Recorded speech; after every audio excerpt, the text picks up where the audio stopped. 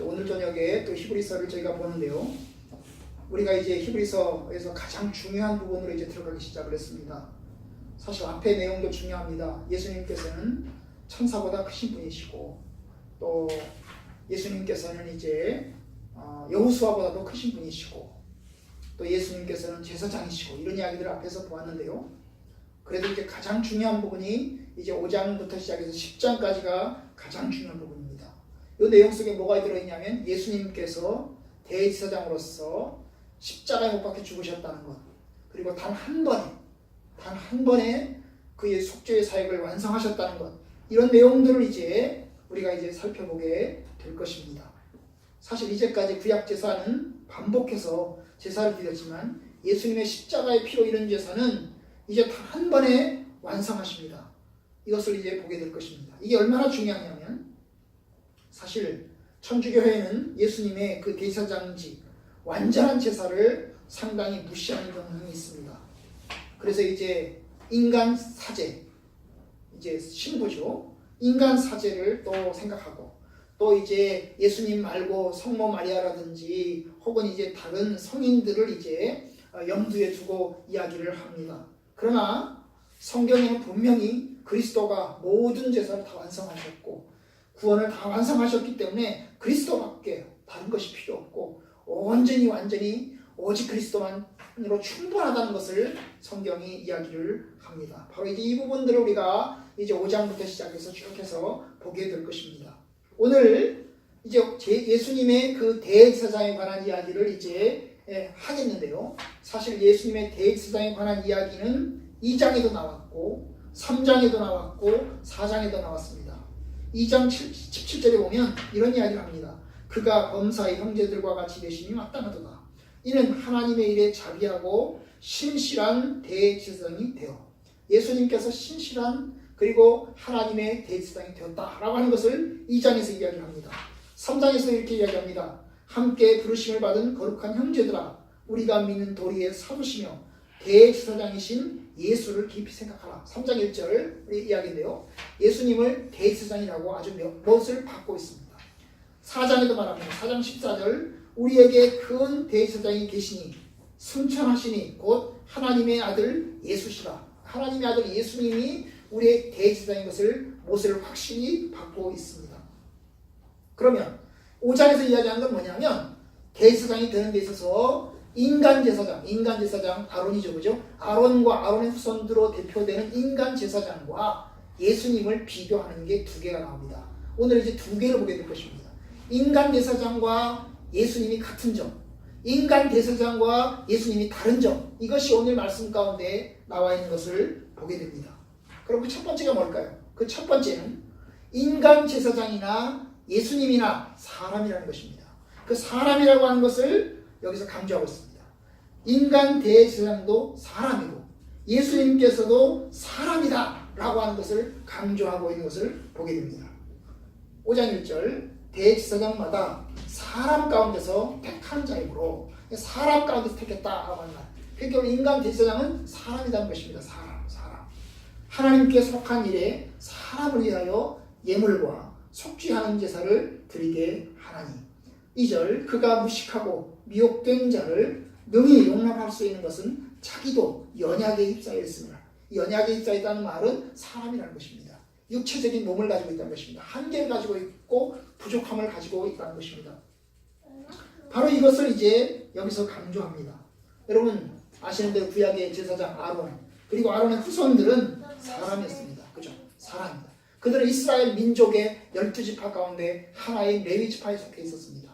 그리고 또한 레위지파 가운데서도 또한 이제 레위지파는 3명의 아들이 있었습니다. 고핫, 무라리 이런 아들들이 있었는데요. 거기서 이제 고핫 자손이고 그 고핫 자손들 가운데서도 또한 이제 아론의 후손들로 대제사장을 임명하여 왔습니다.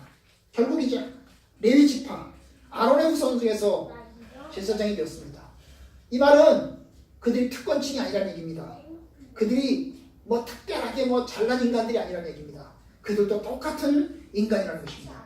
인간이라는 게 뭐냐면 연약하다는 것입니다. 죄성을 가지고 있다는 것입니다. 여기서 연약하다는 말은 육체적인 몸과 죄성을 가지고 있다는 것을 이야기합니다. 그가 무식하고 미혹된 자를 능히 용납할 수 있는 것은 무식하고 미혹된 자. 무식하다는 것, 미혹됐다는 것. 이게 뭐예요? 무식하다는 거 뭡니까? 하나님의 지식에 대해서 무식하고, 미혹됐다는 말은 죄의 유혹에 넘어가서 죄를 지었다는 것입니다. 이게 우리 인간의 모습 이야기하는 거죠. 미혹되고 무식하고 미혹된 자. 이게 우리 인간을 지칭하는 용어입니다. 하나님의 뜻에 대해서 무식하고, 그 다음에 죄에 무너져서 쓰러져서 죄를 짓고, 바로 그와 같은 미혹된 자를 능히 용납할 수 있는 것은 자기도 연약에 쌓여 있습니다. 결국 이제 뭡니까? 인간 제사장도 연약하다는 것입니다. 미혹되고, 그 다음에 이제 무식하고, 그리고 연약하게 쓰러질 수밖에 없는 그런 연약함을 가지고 있다는 것입니다. 바로 이 점이 이제 인간 제사장에서 강조하는 첫 번째, 바로 인간이라는 것입니다. 그러면 예수님은 어떤 것입니까? 예수님도 사람입니다. 예수님도 사람이라고 하는 것을 이야기하고 있습니다. 4장 15절. 우리에게 있는 대제사장은 우리의 연약함을 동정하지 못하실 이가 아니요 모든 일에 우리와 똑같이 시험을 받은 자로서, 우리와 똑같이 시험을 받았다는 이 말씀 속에서 그가 사람이라고 하는 것을 강조합니다. 2장 14절, 히브리서 2장 14절에도 예수님이 사람이라고 하는 것을 강조를 합니다. 제가 읽어보겠습니다. 자녀들은 혈과 육에 속하였으며 그도 또한, 그도는 예수님 말합니다. 그도 또한 같은 모양으로 혈과 육을 함께 지니시면, 예수님도 혈과 육을 가진 인간이었다는 것입니다. 사람이었다는 것입니다. 그러니까 결국 인간 제사장과 사람과 어떤 의미에서 똑같다는 것입니다. 똑같다는 것을 이야기하고 있습니다. 다만 여기서 다른 점이 나옵니다. 그죠? 다른 점이 뭡니까? 4장 14절 15절에 보면 그 다른 점이 뭡니까? 죄는 없으시니라. 그죠? 죄는 없으시니라. 우리와 똑같이 시험을 받은 자로서의 받으시니로되 죄는 없으시니라. 결국 인간 제사장인 아론의 후손들은 죄가 있고 넘어지고 쓰러지고 그리고 죄성을 가지고 있지만, 그 죄에 쓰러져서 실패를 했지만, 그러나 예수님께서는 죄가 없으시다. 그는 사람이지만 죄는 없으시다. 이게 이제 여기서 강조되는 겁니다. 예수님께서 죄가 없다는 것을 성령의 잉태되심과, 그리고 또한 이 태어나신 이후에 여러 가지 시험의 과정을 거치시면서 그 속에서도 이제 죄의 가능성을 가지고 쓰러질 수도 있었지만 쓰러지지 않고 넘어지지 않고 결국 온전하게 이제 뭡니까? 시험을 다 이겨내고 결국 이제 온전한 사람으로서의, 죄 없는 인간으로서의 삶을 사셨다는 것을 이야기합니다. 예수님은 하나님의 아들이기 때문에 죄는 없으셨죠. 시험도 면제가 됐나요? 아닙니다. 시험도 똑같이 받습니다. 그는 연약한 사람과 똑같이 시험을 받았습니다. 그것이 어디 있습니까? 8절과 9절에 있습니다. 5장 8절과 9절에 보면 그가 아들이시면서도 하나님의 아들이시면서도 받으신 고난으로 순종함을 배워서 온전하게 되셨습니다. 그가 하나님의 아들이라면 사실 시험 받을 필요가 없죠. 고난 받을 필요가 없습니다. 그런데 그는 시험을 받으시면서 고난도 받으셨습니다. 왜요? 그가 사람이기 때문에, 사람의 모습으로 이 세상에 오셔서 우리하고 똑같은 사람의 삶을 사셨기 때문에 결국 시험을 받으신 것입니다. 다만 다른 점은 그가 시험을 이기셨다는 것입니다. 그것이 이제 그분이 받으신 삶의 특징입니다. 그는 하나님이시지만 인간으로서 순종함을 배웠고 그리하여 온전하게 되셨습니다. 그리스도는 사실 하나님이기 때문에 온전합니다. 그는 시험 받을 필요 없습니다. 예수님이 이 세상에 오시기 이전에 그는 완전하신 분이었습니다. 그런데 그는 인간으로서 이제 시험을 받아서 다시 한번 온전함을 드러내셨습니다. 바로 이 점에서 인간 제사장과 그리스도는 차이가 있습니다. 인간은 나면서부터 죄인입니다. 나면서부터 뿌리가 깊은 죄인입니다. 그런데 그리스도는 태어나면서부터 죄인은 아니었습니다. 그는 무죄한 가운데서 출생하셨고 다만 죄의 가능성을 가지고 있었던 것입니다. 바로 이 점이 이제 우리 인간 제사장과 예수님 제사장이 다른 점이십니다. 바로 이 점이 이제 첫 번째 다른 점이고요. 그 다음에 두 번째 봅시다. 두 번째 특징이 뭐냐? 제사장의 특징이 두 번째 특징이 나오는데요. 그게 이제 4절부터 나옵니다. 4절부터. 이 존귀는 아무나 스스로 취하지 못하고 오직 아론과 같이 하나님의 부르심을 받은 자라 할 것입니다. 이게 아론의 제사장의 특징이 두 번째 특징이 뭐냐면 하나님이 불렀다는 겁니다. 제사장을 하나님이 불렀다는 것입니다. 대제사장은 유대인 가운데서 선택을 합니다. 누가 선택합니까? 하나님이 선택을 합니다. 아론의 후손들만 감당하라. 이건 하나님의 명령이었습니다. 그렇기 때문에 이것은 아무나 할 수 없었습니다. 내가 하고 싶어요. 나도 할 수 있게 해주세요. 이렇게 할 수 있는 게 아니었습니다. 오직 지정되어 있었어요. 하나님이 지정되어 있었어요. 그렇기 때문에 인간 제사장은 지정된 의복을 입어야 되고 지정된 삶을 살아야 됩니다. 아무나 결혼도 하지 못하고 아무렇게나 생활하지도 못하고 오직 거룩한 삶을 살도록 주님께서 명령하셨습니다. 내가 자원해서 나 하고 싶어요. 나 하게 해주세요. 이렇게 할 수 없었습니다. 여러분, 제사장은 오직 하나님이 선발된, 하나님이 뽑으신 사람들만 할 수가 있었습니다. 타락한 시대는 어떻습니까? 타락한 시대에는 인간이 뽑죠. 그죠? 그건 하나님의 뜻이 아닙니다. 인간이 내가 하고 싶다고 하고 그 다음에 인간이 너 해라 해가지고 하는 것, 그건 하나님의 뜻이 아닙니다. 하나님께서 세운 사람만 할 수가 있습니다. 그러면 예수님은 어떻습니까? 예수님도 똑같이 하나님이 불러서 하셨습니다. 자, 5절 또 이와 같이 그리스도께서 대제사장 되심도 스스로 영광을 취하심이 아니요 오직 말씀하신 이가 그에게 이르시되 너는 내 아들이니 내가 오늘 너를 낳았다 하셨고 또한 다른 데서 말씀하시되 네가 영원히 멜기세덱의 반차를 따르는 제사장이라 하셨다.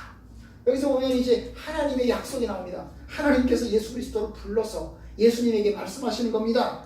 너는 내 아들이다. 내가 너를 낳았다. 너는 영원히 멜기세덱의 반차를 따르는 제사장이 되라. 그래가지고 제사장이 된 것입니다. 한마디로 말하면 하나님이 그리스도를 대제사장으로 선택하신 것입니다. 예수님이 내가 제사장 하고 싶어요 한 게 아니고 아론을 하나님이 선택하신 것처럼 예수님께서도 선택받으셔서 대제사장으로 선택받으셔서 감당하신 것입니다. 바로 이것이 이제 두 번째 특징입니다. 첫 번째 사람이라는 것, 두 번째 하나님이 뽑았다는 것, 하나님이 선택했다는 것. 바로 이 점에서 예수님은 제사장이라는 겁니다. 다른 점이 뭘까요? 다른 점은 6절에 나와 있는 것처럼 멜기세덱의 반차를 따르는 제사장이 되는 것입니다. 10절에 나와 있죠. 하나님께 멜기세덱의 반차를 따르는 제사장이라 칭하심을 받으셨습니다. 결국 이제 아론 제사장, 인간 제사장은 오직 아론의 후손들만 감당할 수 있었습니다. 레위 지파에 속한, 그리고 아론의 후손들만 제사장이 될 수 있었습니다. 그 외에는 아무도 될 수 없죠. 하나님이 아론의 후손들만 선택하셨단 말이죠. 그런데 예수님께서는 아론 후손이 아닙니다. 레위 지파 후손이 아닙니다. 그는 유다 지파입니다. 그죠? 유다 지파, 육신적으로는 유다 지파에서 태어났습니다. 그러니까 사실 인간적으로는 제사장이 될 자격이 없습니다. 그런데 하나님께서는 그를 아론의 후손을 따르는, 아론의 반차를 따르는 제사장으로 선택하신 것이 아니고 멜기세덱의 반차를 따르는 제사장으로 선택하셨습니다. 멜기세덱이 누굽니까? 창세기 14장에 나오는 사람입니다. 아시는 대로 아브라함이 이제 자기 조카 롯을 구출하려고 300명이 넘는 군인들을 데리고 와서 이제 전쟁터에 나가서 싸워가지고 그 조카를 구출해 오잖아요. 구출해 올 때 갑자기 이제 이 제사장 멜기세덱이 나옵니다. 이 사람은 어디 출신인지도 모르고, 이 사람은 이제 어디서 태어난지도 모르고, 어쨌든 멜기세덱이 갑자기 등장을 합니다. 그리고 그에게 나타나서 아브라함을 축복합니다. 그죠? 아브라함을 축복합니다. 그리고 아브라함이 이제 그 축복을 받으면서 11절을 이제 멜기세덱 제사장에게 바칩니다. 바로 그것입니다. 아브라함보다 더 높은 사람, 아브라함보다 더 높은 사람. 만약에 레위 지파에서 태어난 아론은 아브라함보다 더 낮은 사람입니다. 그죠? 아브라함의 후손이기 때문에 아브라함보다 더 낮은 사람입니다. 그런데 멜기세덱은 아브라함보다 더 높은 사람입니다. 더 높은 사람입니다. 그런데 예수님께서 바로 멜기세덱의 후손으로서 이제 제사장이 되셨다는 것입니다. 이 멜기세덱의 후손으로서 제사장이 되셨다는 그 얘기는 히브리서 7장에 가면 좀 더 자세히 이제 나오게 됩니다. 영원한 제사장이다. 영원한 제사장.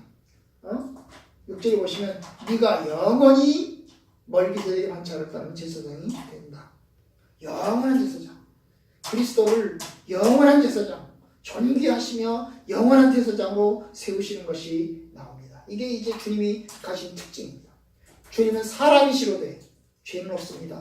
우리하고 똑같은 육신을 입고 이 세상에 오셔서 사셨으되 그는 죄가 없으신 제사장입니다. 그렇기 때문에 자기를 위한 제사를 드릴 필요가 없습니다. 자기를 위한 회개를 할 필요도 없고 자기를 위한 속죄 제사를 드릴 필요도 없습니다. 온전히 다른 사람을 위한 속죄 제사를 드릴 수가 있습니다. 예수님은 하나님의 선택받았습니다. 하나님에서 선택받았습니다. 아론의 후손으로서 선택받은 것이 아니고 그는 멜기세덱의 후손으로서 이제 제사장으로서 부르심을 받았고 하나님의 뜻에 사용되셨습니다. 이게 얼마나 큰 은혜입니까? 결국 예수님께서 하신 일들 때문에 더 이상 동물제사가 필요 없는 것입니다. 만약에 주님께서 아론의 후손으로 태어났다면 그리고 아론의 반열을 따르는 제사장이었다면 여전히 지금도 동물제사를 계속해서 바치고 있었을 것입니다. 그런데 주님은 주님 제사장이 되신 것으로 한 번으로 완전히 다 끝내셨습니다. 더 이상 영원한 제사장 예수님 밖에는 더 이상 제사장이 필요가 없고 예수님 밖에는 다른 동물 제사도 필요 없고 오직 예수님의 피로서만 우리가 구원함을 얻게 될 것입니다. 참으로 주님의 은혜입니다. 그죠? 그런데 여기서 또 하나 은혜가 있습니다. 그게 뭡니까? 예수님이 인간으로서 이 세상에 사시면서 뭡니까? 우리하고 똑같은 고난을 받고 똑같은 시험을 받고 또 똑같은 어려움을 당하셨다는 것입니다. 바로 그런 속에서 그는 우리가 당하는 고난을 아신다는 겁니다. 주님이 우리하고 똑같은 고난을 받으셨기 때문에 우리가 당할 고난을 다 아시는 겁니다. 고난을 다 아시는 겁니다. 그리고 또한 우리에게 이제 내가 고난 받았으니 너희들도 고난 받을 거다. 그리고 너희들도 그 고난을 이길 거다 라고 약속하시는 겁니다.